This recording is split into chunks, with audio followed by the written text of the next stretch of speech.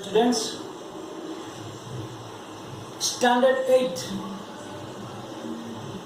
chapter number 6 in chemistry, combustion and flame.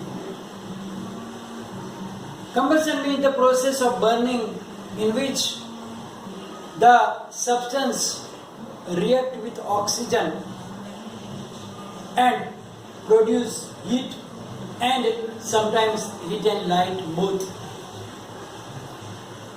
Now, according to that, the materials who can burn, they are known as combustible material, and those like stone, glass cannot burn. They are known as non-combustible materials. Now, we saw that there are mainly three conditions of combustion process. First is the combustible material or the fuel. Second is the continuous supply of oxygen, means air, and the temperature according to its ignition temperature of the fuel that is used. And we also understand that the substance cannot catch fire below its ignition temperature. Now, generally, we know that when we burn the paper, if we take it near the flame, it will start burning. But in the same paper, you can make the water hot also. You know how? If we take the paper and make paper cups by folding 2 times, when you take a paper and fold it 2 times and open, then it will make like a funnel. Then, if you make 2 of them, paper cups, as shown in the figure here. So here we make the cups from the paper cup. Now, what we have to do? We have to take water in one of the paper cups and keep other paper cup empty. Then, with the flame of a candle, give heat from the bottom. Then, what will you observe? Firstly, we will understand that maybe in both the situations the paper cup will be burning. But for a surprise, you will see that the paper cup in which there is nothing, means water is not filled, will immediately start burning. But that one in which the water is there, it will not burn. And then water will start getting hot. You know why? Because the water is a material which is such that it can bring the temperature of the substances down below the ignition temperature. So when there is no water in the paper and when we give the heat, readily, quickly, the temperature rise up to its ignition temperature quickly and the paper starts burning. But when the paper is filled with water, due to the presence of water, the temperature of the paper does not rise up to its ignition temperature. And therefore it cannot burn, but the water will get hot. So, below the ignition temperature, as we already learned in the previous previous session, that because of the presence of water, the paper cools down and its temperature don't go up to its ignition temperature. Now, some of the substances are such that their ignition temperature is very, very low. And if they will get a little spark, they will catch fire immediately with a flame. Those substances are known as inflammable substances. Maybe sometimes you are going by road on the highway. Then there are some tankers which are taking some acids or some alcoholic liquid or petrol or diesel, etc. Then you will see that danger sign with a skull and two bones and maybe written with the red color, highly inflammable. Next time when you go on highway, notice the things. When the round tankers are going, in some of them which are taking the alcoholic liquids like methyl alcohol or something, the chemicals. Also the tankers of the petrol, diesel, etc. Similarly, maybe that truck who is taking that cylinders, LPG, that cooking gas cylinders, on that also maybe you will read that caution, highly inflammable. Because these substances are such that their ignition temperature is very, very low. So, if a little spark, like maybe somebody is smoking the cigarette and they will throw near that and a little spark can touch that liquid, it can start burning with the flame. So those are known as inflammable substances. So what is the definition? The substance is having very low ignition temperature and can easily catch fire with a flame are called inflammable substances. So all the alcohols, petrol, LPG, they have very low ignition temperature. Therefore, you know that in your kitchen, when the gas stove, the knob is on and you just make a spark with that lighter, a little spark. Have you ever seen how that spark is there? You have to look at it. When you press that, then you will see only a little spark, and that little spark is enough for that LPG to catch the fire. It means it is an inflammable substance. Similarly, petrol also have a very low ignition temperature.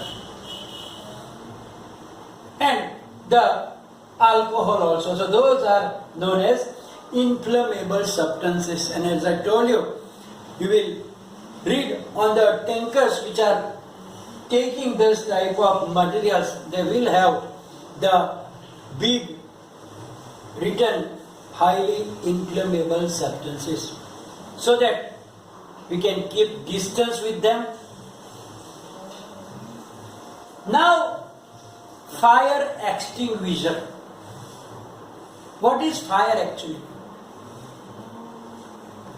Fire means when the burning process is out of our control, then it is known as fire. Not that we burning the LPG in kitchen for cooking. It is not a fire. When we burn a lamp against the God for the prayer, it is also burning, but it is not a fire. Fire means that burning is out of our control and it is spreading, then it is known as fire. Sometimes in the kitchen, with an accident, somebody's clothes catch fire. That is called fire. Because it is going out of control. So now, how can we control this fire? If you know, fire means it is a combustion process which is out of control. So to control, what should we do? We know that which are the three conditions for the combustion. That are the first is the fuel or the combustible material. Second is oxygen, supply of air. And third one is the temperature which is appropriate as its ignition temperature. It means if we can control one or more of these conditions, we can control the fire. First thing, either maybe we stop the supply of the fuel. Then we can control the fire because there is no fuel, no fire. Without combustible material, the fire will stop. Second thing, oxygen. Means if we cut the supply of oxygen to the fuel, means we must stop the oxygen and fuel to come in contact. If oxygen will not be there, as we saw in that first session, that when the candle is covered with that chimney and if you put that cardboard, there is no supply of oxygen, immediately that candle blow off. Same thing we can do with the fire also. That when we cut the supply of oxygen to come in contact with the fuel, then also the fire can be controlled. And third thing, that anyhow we can bring the temperature down, means cool down the temperature up to its low, so that the ignition temperature is not maintained. Means the temperature must be gone lower to the ignition temperature. Then also it can be controlled. So the substances which we use to control the fire, they are known as fire extinguishers. What is fire extinguishers? A substance which disrupts the contact between air and the fire is called extinguisher. So it disrupts the contact with the fire and oxygen or the fuel or the which brings the temperature down. The most commonly used fire extinguisher is water. Why? Because water cools down the fuel below its ignition temperature. Look at, water is very good substance in firefighting as it cools down the fuel such as wood below its ignition temperature. So the water is the best material when the fire is because of the wood and some other substances. Because when we throw water, then what happens? It cools down the fuel below its ignition temperature. And as we know that when the temperature is below the ignition temperature, the fuel cannot take fire. It cannot catch the fire. So fire automatically will be blow up. Second thing, sand and soil may act as a good fire extinguisher, particularly for burning oils. why can't we use water when the fire is because of the oil like petrol, diesel, etc.? Because these oils are lighter than water. And therefore, what will happen when we throw the water on them? Water will settle down, the oil will come on the top again, and as they come on the top, they will be in contact with the oxygen again, and they will start burning again and again. So we cannot use water when there is fire with the oils. Therefore, maybe you have seen sometimes at the fire, at the petrol station or the diesel station, there will be buckets filled with the sand. ડોલમાં રેતી ભરીને મૂકેલી હોય, તમે જોયું હશે. Sometimes it is seen at different other places also. What is the use of that soil and the sand? Because they are such that they will cover it like a blanket, right? So sand and soil may act as a good fire extinguisher, particularly for burning oils. So it will cover that oil, and then it cannot catch the fire because the supply of oxygen can be cut, and therefore the fire can be controlled. If the clothes of a person catch fire, we know that we already talked about it also, that we can use a blanket. We have to wrap the body with the blanket so that the supply of oxygen will be cut and the fire can be blown off. So the clothes of a person catch fire, it may be put off with the help of a blanket. Similarly, when there is a fire due to the electrical equipments, due to a short circuit, etc., then you should never use water. You know why? Because water has some impurities. Water will not be pure. If there is a distilled water, pure water, it is not good conductor of electricity. But when some salts or some other impurities are there in the water, water can be a good conductor of the electricity. So the person who are busy with that firefighting, the water can bring that electric current to them and they can get shocked also. And therefore, we should not use water in this situation. Then what should we use in this situation? In that situation, we use the carbon dioxide gas. So for fire involving electrical equipments and inflammable materials, carbon dioxide is the best extinguisher.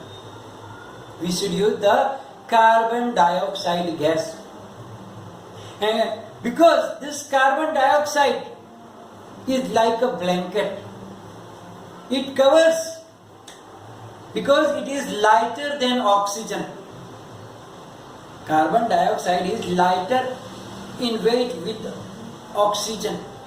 So it will cover the oxygen like a blanket, and the contact of oxygen will be cut with the fuel, and so the fire can be put out. And the second thing is also that it can cool down the temperature also below the ignition temperature, and therefore that is the best use We know that in our houses, in the banks, and in factories and everywhere we use this type of cylinders, generally red colored, in different sizes, in which some chemicals are there. When it is released, they produce carbon dioxide gas. So when we throw that gas, it will cover like a blanket and cools down the temperature, so immediately we can control that fire. So generally we use it in the schools, colleges, classes, banks, in your vehicles also. There are different size of these cans are available. So at the emergency time, we can use this type of fire extinguishers, and with that we can control the fire. Because we know that when a building catches fire, then whole building is the fuel. So first situation we cannot control. We saw that there are three conditions: fuel, oxygen and temperature. Fuel we cannot control, because when the building is on fire, how can we move the building from there? Because the whole building is the fuel now. When there is a fire with the oil, and there is a big amount of oil there, how can we move that oil? Therefore, it is not easy to control that thing, but we can control the other two situations. We can cut the supply of oxygen and we can